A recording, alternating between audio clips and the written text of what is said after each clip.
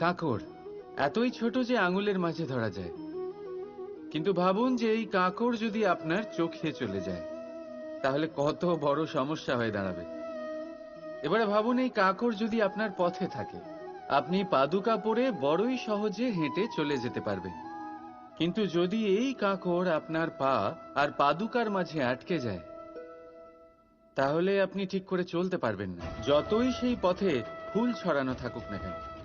তার মানে আপনি বাইরের সমস্যা এবং প্রতিকূলতার সাথে লড়তে পারবেন, ভেতরের নয়। ভেতরের সমস্যার সাথে লড়াই করা ভীষণ কঠিন। সেই জন্য সবার আগে ভেতর থেকে আপনি শক্তিশালী হয়ে উঠুন, ভেতর থেকে পরিপূর্ণ হয়ে উঠুন। তবেই আপনি সংসারের সমস্ত সমস্যার সাথে লড়াই করতে পারবেন, আপনি বিজয়ীও হতে পারবেন। রাধা রাধা।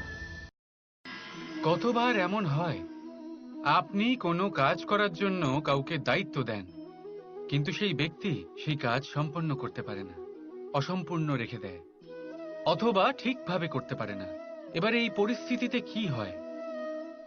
আপনি ক্রুদ্ধ হয়ে যান, তার উপরে আপনি রেগে যান, তাকে তিরস্কার করেন, আর তারপরে সেই কাজ সম্পন্ন করতে আপনি নিজেকেই নিযুক্ত করেন, আর শেষ পর্যন্ত সেই কাজ সম্পন্ন হয়েই যায়।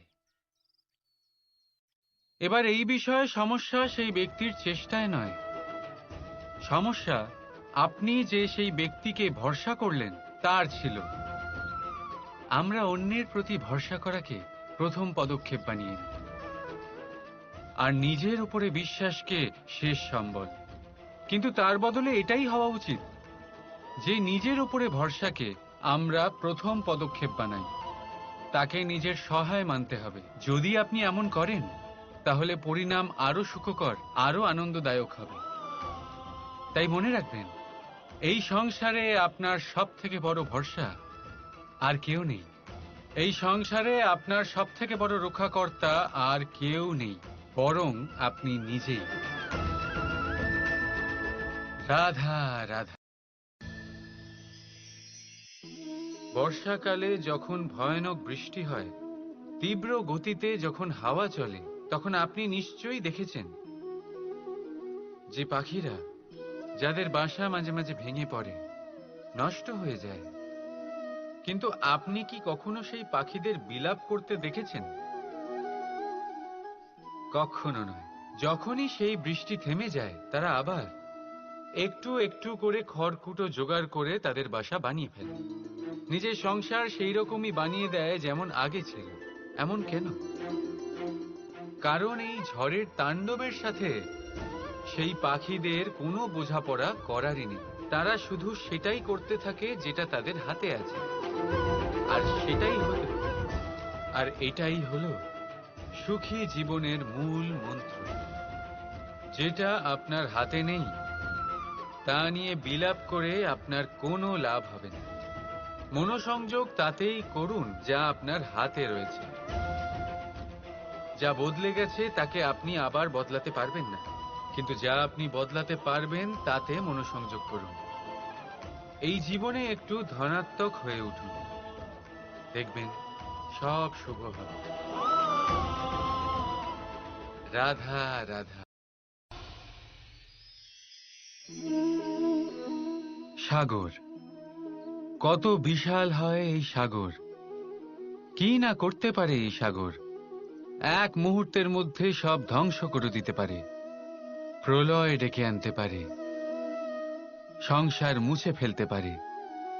এই সাগর জীবন জ্যোতি নিভিয়ে দিতে পারে।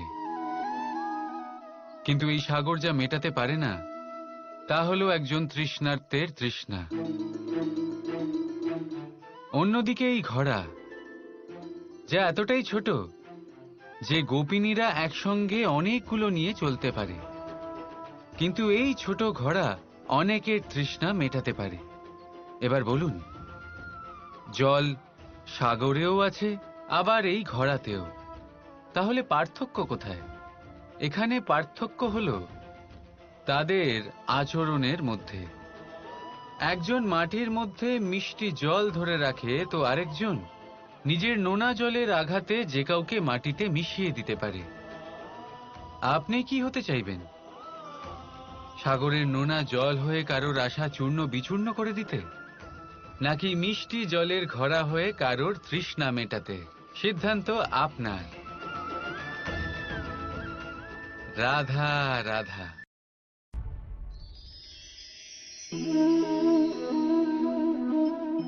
ছোটবেলায় একটা জিনিস আমি কখনো বুঝে উঠতে পারিনি। আমি সবসময় আশ্চর্য হয়ে থাকতাম যে এটা কি করে সম্ভব হতে পারে। ব্যাপারটা ছিল এরকম, আমি আমাদের গোয়াল ঘরে দেখতাম ভিন্ন ভিন্ন রং রূপের গাভী। কারোর রং কালো তো কারোর রং সাদা, কেউ খয়েরি তো কারোর রং বাদামি। এবার আমি দেখতাম কারোর কারোর শিং বড় তো কারোর এত ছোট যে দেখাই যায় না। কোনো গাভী আকারে ছোট ছিল তো কেউ একটু বড়। কিন্তু যখন সেই সব গাভী দুধ দিত,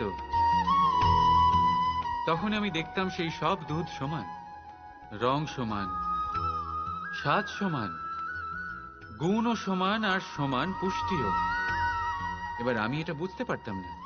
আমার দৃষ্টিতে তো সমস্ত গাভী আলাদা আলাদা ছিল। আমি ভাবলাম আমি মাকে জিজ্ঞেস করি। মাকে জিজ্ঞেস করলাম। মা আমাকে বললেন, কানাই, রং রূপ পাল্টালেও গাভীদের বাস্তবিকতা তো পাল্টায় না। গাভী তো গাভীই থাকবে। এবার আমি এটা বুঝতে পারি না যে মানুষ এটা আত্মসাৎ কেন করতে পারে না। দেখুন, রং, রূপ, জাত, ধর্ম, ভাষা, এই সবের উপরে হলো মনুষ্যত্ব। আর মনুষ্যত্বের একটাই ধর্ম, আর সেটা হলো প্রেম। তাই এই প্রেম আপনি সকলের সাথে ভাগ করে নিন। প্রেমের সাথে সকলের সেবা করুন। এই মনুষ্যত্বর অমৃত চেখে দেখুন, আর আপনি বুঝে যাবেন যে আমরা কেউ আলাদা আলাদা নই, আমরা সবাই সমান। রাধা রাধা। এই কোমল ঘাস দেখতে পাচ্ছেন? এত কোমল যে কোনো বালক এসেও যদি এর উপরে বসে পড়ে তাহলে এটা নুয়ে পড়ে। একটা ছোট ইঁদুর কোথাও থেকে চলে এসে তার দাঁত দিয়ে এটা কেটে দিতে পারে। আর যদি কোনো হাতি চলে আসে তাহলে খুব সহজেই সে সমূলে এটা উপড়ে ফেলতে পারে, তাই না? এবারে দেখুন,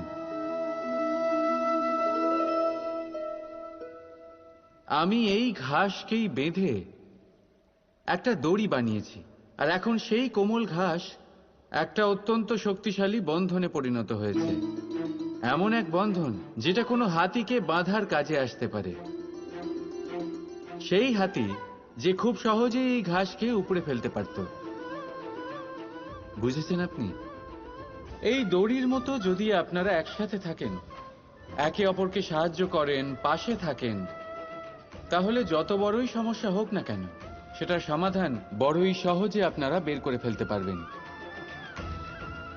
রাধা রাধা। সাগর আর নদী, এই দুই হলো জলাধার। কিন্তু দুজনের মধ্যে তফাৎ দেখুন কতটা। যখন বৃষ্টি পড়ে তখন নদীর স্তর বেড়ে যায়, এত বেশি বেড়ে যায় যে কখনো কখনো পার ভেঙে বয়ে যায়, সব ধ্বংস করে দেয়। কিন্তু যদি বৃষ্টি না হয় তাহলে শুকিয়ে যায় এই নদী, একটা ক্ষীণ ধারায় পরিণত হয়। অন্যদিকে আছে সাগর। এবার সাগরকে দেখুন, যদি নদী এসে সাগরের সাথে মিশেও যায় তাহলেও সাগরের স্তর বেড়ে ওঠে না। সূর্যের তাপ যতই বেড়ে যাক না কেন, সেই তাপের কারণে সাগরের স্তর কমে যায় না, শান্ত হয়ে থাকে, সবেতে সামঞ্জস্য রাখে। আর সেই জন্যই তো এত বিশাল, এত মহান হয় এই সাগর। যদিও আপনিও মহান হতে চান, নিজের ব্যক্তিত্বকে বিশাল বানাতে চান, তাহলে মনে রাখুন আপনাকে সাগরের মতো হতে হবে। শান্ত চিত্তে থাকুন, সবকিছু সমান রাখুন। যদি জীবনে কিছু বেশি সুখ চলে আসে তাহলে নিজের বোধ বুদ্ধি হারাবেন না। যদি জীবনে দুঃখ আসে, কষ্ট আসে, তাহলে আপনার দৃঢ়তা, আপনার লক্ষ্য আর আপনার শক্তিকে ভুলবেন না। কারণ এই শ্রেষ্ঠত্ব ব্যক্তির আচরণ মানা হয়। রাধা রাধা। দেখতে গেলে এই সংসার বড়ই সুন্দর, কিন্তু আসল সত্যি এটাই যে সংসারে সবকিছু নশ্বর। যেটা কাল ছিল তা আজ নেই, যা আজ আছে তা কাল ছিল না, আর যা আজ আছে তা কালও থাকবে না। প্রত্যেক মানুষকেই যথাসময়ে কালের কাছে মাথা নত করতে হয়। এই রূপের বিনাশ করে বার্ধক্য, প্রাণের বিনাশ করে মৃত্যু, আলস্য, ঈর্ষা ধর্মের বিনাশ করে, আর ক্রোধ বিনাশ করে সম্পর্কের। কিন্তু এরকম একটা অনুভূতি আছে যা একাই সমস্ত গুণ বিনাশ করতে সক্ষম হয়, আর সেটা হলো অহংকার। তাই জ্ঞানকে নিজের কাছে আসতে দিন, কিন্তু অহংকারকে কখনোই নয়। কারণ যদি এই অহংকার আপনার কাছে চলে আসে, তাহলে জীবনে যা কিছু আপনি অর্জন করেছেন, তা সে গুণ হোক বা হোক ধন, সে বন্ধু হোক বা হোক আনন্দ, সবকিছু শেষ হয়ে যাবে। রাধা রাধা। আসুন আপনাকে একটা প্রশ্ন করছি, সোনা আর লোহার মধ্যে তফাৎ কি? এবার বেশিরভাগ লোকের উত্তর এটাই হবে যে সোনা বহুমূল্য, সোনার মূল্য লোহার থেকে অনেক বেশি। এটা ঠিক, কিন্তু আমাদের এটা ভোলা ঠিক হবে না যে সোনা আমাদের সাজগোজের কাজে লাগে, আমাদের আরো বেশি সুন্দর দেখায়। অন্যদিকে লোহা সেই সৈনিকদের ঢাল ও তলোয়ার হয়ে তাদের রক্ষা করে যারা আমাদের প্রাণকে রক্ষা করেন।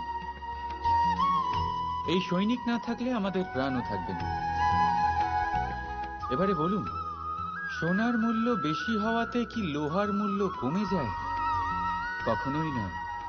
ঠিক সেইভাবে এই জীবনে আপনি যতই চেষ্টা করুন, কিছু না কিছু এমন থেকে যাবে যা আপনি কখনোই পাবেন না, আর সেই কারণে নিজেকে অক্ষম মনে করা অনুচিত।